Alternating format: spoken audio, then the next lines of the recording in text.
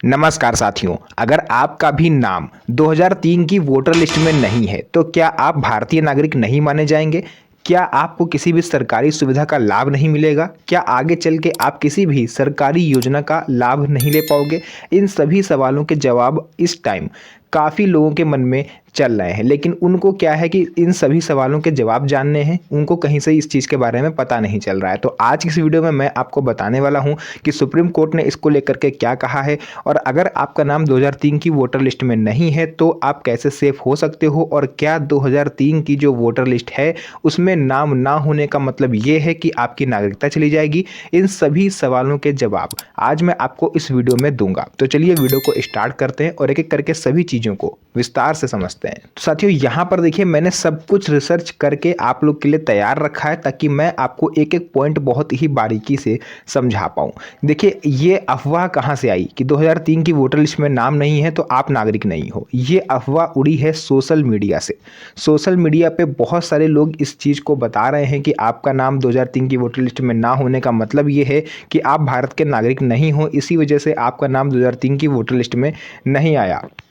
तो मैं वो रीज़न भी बताऊंगा कि आपका नाम 2003 की वोटर लिस्ट में नहीं आया, क्यों नहीं आया। देखिए, आजकल सोशल मीडिया पर तेज़ी से ये बात फैलाई जा रही है कि अगर आपका नाम 2003 की वोटर लिस्ट में नहीं है तो आप ना तो वोट दे पाओगे, ना ही आप भारत में ज़मीन खरीद पाओगे, प्लॉट खरीद पाओगे, ना ही कोई संपत्ति खरीद पाओगे। अगर आपकी नौकरी है तो वो भी अब खतरे में पड़ सकती है। इस तरह की तमाम अफवाहें आपको सोशल मीडिया पर मिल जाएंगी, लेकिन सच्चाई क्या है और इसका फ़र्क क्या है वो आप समझिए। सच और झूठ में अंतर क्या है, देखिए आज की इस वीडियो में हम आपको बताने वाले हैं पूरे कानून की सही से जानकारी। 2003 की वोटर लिस्ट आखिर चर्चा में क्यों आई। तो मैं आपको बता दूं कि 2019 में असम में एनआरसी हुआ था। आप में से शायद बहुत से लोगों को ये पता भी होगा। तो असम में जब 2019 में एनआरसी हुआ तो उस टाइम 2003 की जो वोटर लिस्ट थी उसको रेफरेंस के तौर पर यूज़ किया गया। यहीं से ये अफवाह उड़ गई कि 2003 की वोटर लिस्ट में जिनका नाम नहीं है वो नागरिक नहीं माने जाएंगे। तो ये अफवाह का जन्म यहाँ से हुआ। इसके अलावा सच्चाई ये है कि 2003 की जो वोटर लिस्ट है वो नागरिकता का अंतिम सबूत नहीं है। इसके अलावा कानून क्या कहता है सबसे पहले वो जानेंगे, क्योंकि कोई भी लीगल चीज़ हो वो हमें सेफ रखती है।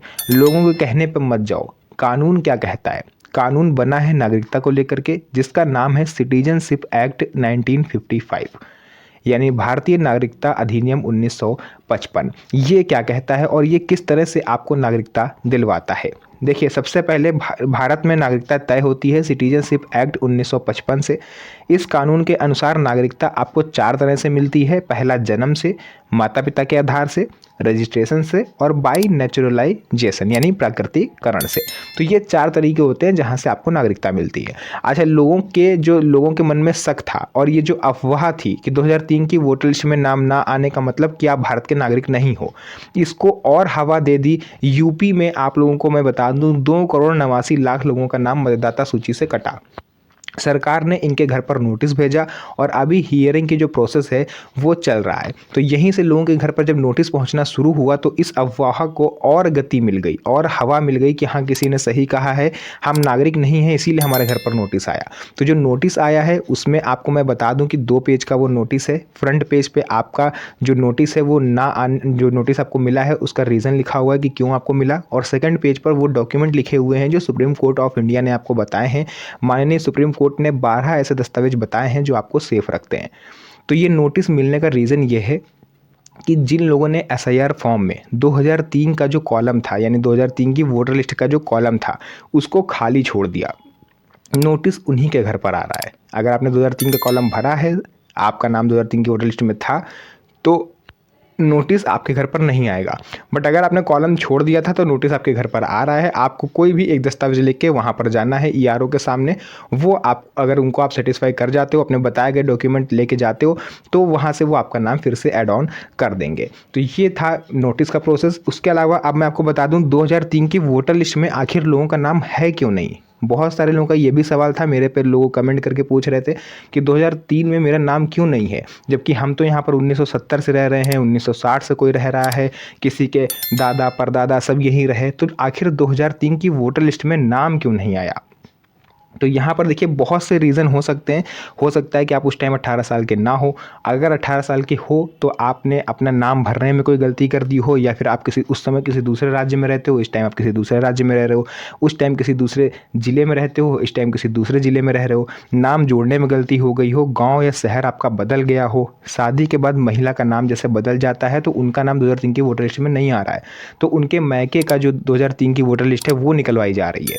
तो ये रीज़न हो सकते हैं, कुछ संभावित रीज़न, जो आपका नाम 2003 की वोटर लिस्ट में नहीं आया। इसके अलावा नाम नहीं है तो आपको करना क्या है? देखिए, घबराना बिल्कुल नहीं है। अगर आप घबरा जाते हो तो आप समझ लीजिए कि आपने वहीं पर अपना आत्मसमर्पण कर दिया। घबराना यहाँ पर बिल्कुल भी नहीं है। मैं आपको बताता हूँ 12 ऐसे दस्तावेज जो 2003 की वोटर लिस्ट में नाम ना होने के बाद आपको सेफ रखेंगे, और सुप्रीम कोर्ट ऑफ इंडिया का निर्देश भी यही है कि अगर इन 12 दस्तावेजों में से कोई एक दस्तावेज यानी सिंगल वन डॉक्यूमेंट भी अगर आपके पास है तो भी आप पूरी तरह से सेफ हो। तो देखिए, उन 12 दस्तावेजों के बारे में अब मैंने पिछली कई वीडियोज़ में बता चुका हूँ, लेकिन आज मैं और भी ज़्यादा डीपली बताऊँगा ताकि आप लोग उन डॉक्यूमेंट्स को समझ पाओ और उनकी अहमियत समझ पाओ। तो नंबर 1 पर साथियों आ जाता है सरकारी नौकरी या फिर पेंशन रिकॉर्ड। आपके पिताजी या दादाजी की सरकारी नौकरी अगर रही है या पेंशन उन्होंने पाई है तो उसका उनके पास रिकॉर्ड होगा, वो रिकॉर्ड आप निकलवा लो। या फिर 1 जुलाई 1987 से पहले का bank, post office, LIC record कोई भी अगर आपके पास है तो आप निकलवा लो, चाहे आपका हो, आपके पिताजी का हो, आपके दादाजी का हो, किसी का भी हो। तीसरे नंबर पर आता है बर्थ सर्टिफिकेट। अगर आपके पास है, ये सबसे मजबूत और पक्का सबूत है। इसके बाद किसी और डॉक्यूमेंट की ज़रूरत ही नहीं पड़ेगी अगर ये आपके पास है, और अगर नहीं है तो आप इसे कोर्ट के माध्यम से एफिडेविट के थ्रू बनवा सकते हो। पासपोर्ट आता है चौथे नंबर पर। अगर आपके पास भारतीय पासपोर्ट है तो निसंदेह आप भारतीय नागरिक माने जाओगे। इसके अलावा फॉरेस्ट राइट्स सर्टिफिकेट यानी वन अधिकार प्रमाण पत्र अगर आपके पास है तो भी ये आपका वैलिड रहेगा। 10वीं 12वीं बोर्ड का सर्टिफिकेट, सरकारी बोर्ड से जारी 10th या 12th क्लास की मार्कशीट अगर आपके पास है। डोमिसाइल यानी स्थायी निवास प्रमाण पत्र अगर आपके पास है तो ये भी एक बहुत महत्वपूर्ण दस्तावेज है आपकी नागरिकता को बचाने में। 8वें नंबर पर आता है फैमिली रजिस्टर, जो कि आपको नगर पंचायत, ग्राम पंचायत या नगर निगम के रिकॉर्ड से मिल जाएगा। जाति प्रमाण पत्र अगर आपके पास है, आप SC ST OBC कैटेगरी में आते हो, अगर ये आपके पास है तो भी आप सेफ हो। NRC सर्टिफिकेट अगर आपके राज्य में NRC है, फिलहाल वैसे तो अभी असम को छोड़ के और किसी भी राज्य में NRC नहीं हुआ है, बट अगर आप असम के निवासी हो और आपके पास NRC प्रमाण पत्र है तो वो भी आपको इसमें पूरी तरह से सेफ रखेगा। इसके अलावा ज़मीन या घर के कागजात जैसे रजिस्ट्री, खतौनी, पट्टा, अलॉटमेंट लेटर कुछ भी है अगर आपके पास तो भी आप सेफ हो।